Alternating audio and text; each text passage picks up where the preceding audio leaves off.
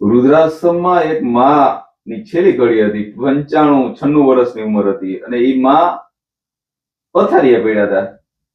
છેલ્લી ઘડી હતી ત્યારે વૃદ્ધાશ્રમના માલિકે પૂછ્યું કે માં, તમારી અંતિમ કોઈ ઈચ્છા છે? ત્યારે માએ કીધું કે હા, મારે મારા દીકરા હારે વાત કરવી છે. કે હવે તો તમારી છેલ્લી ઘડી છે, હવે દીકરા હારે શું વાત કરો? દીકરો તો તમને અહીંયા મેલી ગયો છે, દીકરો તમારી સંભાળ લેતો નથી, ક્યારે તમને ફોન નથી કરતો, તમારે હું વાત નથી કરતો.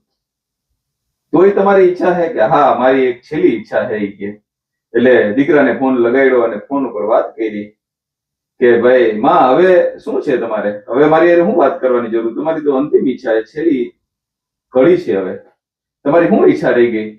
ત્યારે માં દીકરાને કહે છે કે દીકરા, મારી એક ઈચ્છા એવી છે કે મારું થોડુંક કામ કરી દે ને. એટલે માએ કીધું કે દીકરાએ કીધું માને કે હવે શું તમારે કામ કરવું છે?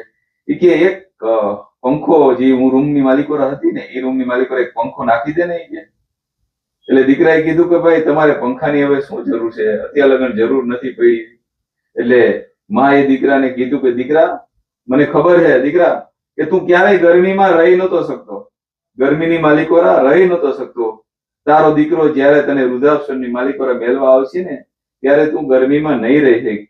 એટલે હું તો મજૂરી કામ કરી અને ખેતરમાં જવા વાળી હતી. મેં પંખા વગર જિંદગી કાઢી નાખી, તારાથી પંખા વગર જિંદગી નહીં નીકળે. મિત્રો, મરવા ટાણે જો ચિંતા જો કોઈ કરી શકતું ને જગતની માલિકો, તો એ માં છે. માંથી કોઈ મોટું કોઈ છે નહીં. પછી જળધર હોય કે જગદીશ, અહીં હવ નમાવે શીશ માના ચરણોમાં. ઈ માં